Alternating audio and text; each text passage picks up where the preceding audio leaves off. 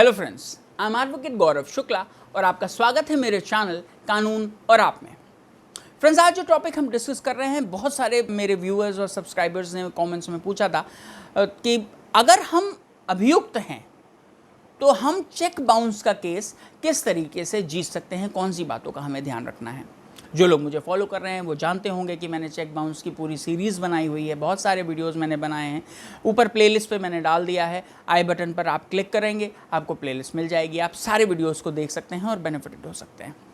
आज जो टॉपिक हम डिस्कस कर रहे हैं वो ये है कि अगर हम अभियुक्त हैं चेक बाउंस के केस में तो हम कौन सी बातों का ध्यान रखें, किस तरीके से कंप्लेनेंट की बात का खंडन करें, किस तरीके से उसके केस को ध्वस्त करें और उस केस को हम जीत जाएं। तो देर नहीं करते हैं, लेट्स स्टार्ट। अगर हम अभियुक्त हैं चेक बाउंस के केस में तो सबसे पहले हमें यह ध्यान रखना है कि जो लीगल नोटिस हमें भेजा जाता है वही कंप्लेनेंट के केस का आधार होता है। अगर उस आधार को हम हिला दें, अगर उस आधार को किसी तरह हम ज़रा सा डिगा दें, ज़रा सा या पूरा, जो भी हमारी कैपेबिलिटी हो, तो हमारे लिए चेक बाउंस का केस जीतना बहुत आसान हो जाता है। अब वो कैसे हम कर सकते हैं? सबसे पहले तो प्लीज़ जो लीगल नोटिस आपको 138 NI एक्ट का भेजा गया है कंप्लेनेंट के द्वारा, उसको किसी भी तरीके से इग्नोर मत करिएगा। बहुत सारे जो अक्यूज़ड हैं वो ये गलती कर जाते हैं, वो इग्नोर कर देते हैं। ये बहाना नहीं चलता कि हमें तो मिला ही नहीं, हमने तो पढ़ा ही नहीं। इसलिए उस लीगल नोटिस जब भी आपको मिले तो प्लीज़ उसका जवाब ज़रूर दीजिए। आपको 15 दिन का समय मिलता है लीगल नोटिस में, आप उसका जवाब दीजिए। अब जवाब में मैं उन केसेस को डिस्कस कर रहा हूँ जहाँ पर आप पर झूठा इल्ज़ाम लगाया है कंप्लेनेंट ने। अब जवाब में आप अपने सारी बातों को कि किस तरीके से कंप्लेनेंट झूठ बोल रहा है, गलत कहानी बना रहा है कि आपने उससे उधार पैसा लिया था या आपने बिज़नेस के लिए लिया था और फिर आपने वापस करने के लिए चेक लिया। कई बार ऐसा देखा गया है, ऐसा होता है कि कंप्लेनेंट किसी भी तरीके से चेक हासिल कर लेता है जिस पर साइन होते हैं, फिर अपने ही हाथ से अमाउंट भरकर, अपने हाथ से नाम लिखकर बैंक में लगा देता है और वो चूँकि पैसा नहीं होता है तो बाउंस हो जाता है। ये सारी बातें, जो भी तथ्य आपके डिफेंस के हैं, वो सब लीगल नोटिस में लिख दीजिए। ये मत सोचिए कि आप केस के लिए बचा के रखेंगे, जी नहीं। आपको लीगल नोटिस में अपना डिफेंस पूरी तरीके से कैंडिडली मेंशन करना है और वही हम आगे तक केस में लेकर चलेंगे। अब सुप्रीम कोर्ट और हाई कोर्ट दोनों ने ही यहाँ कहा है कि जो डिफेंस है अक्यूज्ड का 138 NI एक्ट के केसेस में वो बहुत लिमिटेड है। इसलिए मैं आपसे बार बार, मैंने पहले भी कहा है, मैं फिर कह रहा हूँ कि अपने डिफेंस को यूज़ करें। लीगल नोटिस में जो गलत बात है, जो झूठ है, उसको उजागर करें और अपना जवाब कंप्लेनेंट को या कंप्लेनेंट के वकील को वापस भेजें। उसके बाद जब कंप्लेनेंट मुकदमा फाइल कर देता है तब आप मुकदमे में हाजिर होइए। पहली ही डेट पर आपको बेल मिल जाएगी, परेशान होने की ज़रूरत नहीं है। इट्स अ बेलेबल ऑफेंस, तो आपको बेल मिल जाएगी कोर्ट से। उसके बाद फिर आप अपने जवाब कोर्ट में फाइल कर सकते हैं। अब हम जवाब किस रूप में फ़ाइल करते हैं? कोर्ट हमसे 313 का बयान लेता है, वहाँ पर हम अपनी बात कह सकते हैं। बट यहाँ मैं क्लियर करता चलूँ, मैंने पहले भी बताया था और वीडियोस में, मैं फिर से बता देता हूँ कि 313 का जो बयान होता है वो ऑन ओथ नहीं होता है। So that would not be treated as your evidence. आप एविडेंस कैसे दे सकते हैं, अभी उस पर भी आता हूँ। अब कोर्ट की प्रोसीडिंग्स पे थोड़ा सा ध्यान देते हैं। कोर्ट की प्रोसीडिंग ऐसे चलती है कि जब आप बेल करा लेते हैं तो जो कंप्लेनेंट होता है, कंप्लेनेंट अपना एविडेंस कोर्ट में फाइल करता है, अपनी गवाही फाइल करता है। कोर्ट आपको ये पावर देती है, अक्यूज्ड को ये पावर देती है कि वो कंप्लेनेंट से क्रॉस एग्जामिनेशन, जो उसने गवाही फाइल करी है उस पर क्रॉस एग्जामिनेशन कर सके।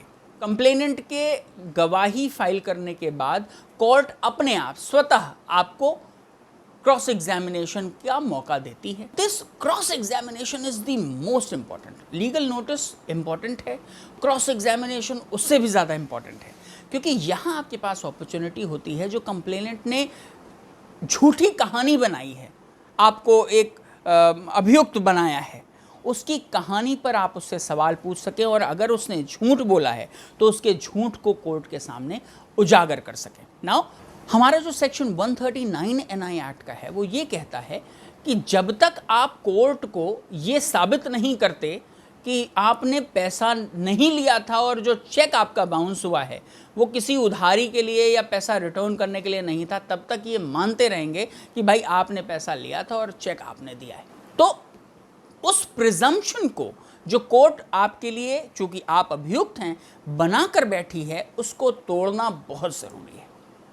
ये काम हम क्रॉस एग्जामिनेशन में कर सकते हैं। हम ऐसे सवाल पूछ सकते हैं, let's say just for example, वैसे तो मैंने क्रॉस एग्जामिनेशन कैसे कर सकते हैं इस पर पूरा का पूरा एक वीडियो बनाया हुआ है, आई लिंक पर आप ऊपर देख सकते हैं, आप वीडियो देखकर बेनिफिटेड हो सकते हैं। बट फिर भी ब्रीफ में मैं बता दूं कि लेट्स से उसने झूठी कहानी बनाई है कि आपने नगद पैसा उसने दिया था और आपने उससे उधार लिया था अपने बिजनेस को चलाने के लिए, बट जो चेक उसे मिला वो आपने नहीं दिया, चेक उसने किसी तरह आपके ऑफिस से हासिल कर लिया। तो आप इस पर क्रॉस एग्जामिनेशन कर सकते हैं कि जो राइटिंग, जो नाम उसने लिखा है वो आपकी राइटिंग में नहीं है, खाली अमाउंट या अमाउंट भी नहीं, सिर्फ साइन आपकी राइटिंग में है, अमाउंट भी उसने खुद डाला है। तो ऐसी कोई लेनदारी थी ही नहीं, ऐसी कोई देनदारी थी ही नहीं जिसके लिए आपने चेक दिया और उसने फर्जी तरीके से चेक हासिल किया है। बाकी चीज़ें आप वीडियो में देख सकते हैं, क्रॉस एग्जामिनेशन से रिलेटेड मैंने सब कुछ उसमें एक्सप्लेन कर दिया है। अब इसके बाद जो स्टेज आती है वो ये आती है कि आपने तो क्रॉस एग्जामिनेशन कर लिया कंप्लेनेंट से, लेकिन अपनी बात आप कैसे कहेंगे? 313 में तो मैंने बताया कि ओथ होती नहीं है, तो वो आपका डिफेंस नहीं एक्सेप्ट होता है, उसे डिफेंस नहीं माना जाता है, वो सिर्फ लिख लिया जाता है। बट हमारे पास सेक्शन 315 सीआरपीसी का बेनिफिट है। अगर हम अक्यूज्ड हैं तो अक्यूज्ड स्वयं अपने मुकदमे में गवाह बन सकता है, डिफेंस विटनेस बन सकता है। कैसे? सेक्शन 315 की एप्लीकेशन हम कोर्ट में फाइल कर सकते हैं, कोर्ट से ये रिक्वेस्ट करते हुए, ये प्रेयर करते हुए कि हम डिफेंस विटनेस बनना चाहते हैं, अपने ही मुकदमे में हम डिफेंस देना चाहते हैं। कोर्ट उसे अलाउ करती है और तब जब हम अपना एविडेंस डिफेंस विटनेस के रूप में देते हैं कोर्ट में, तो वो ऑन ओथ लिखा जाता है, वो एविडेंस की तरह पढ़ा जाता है।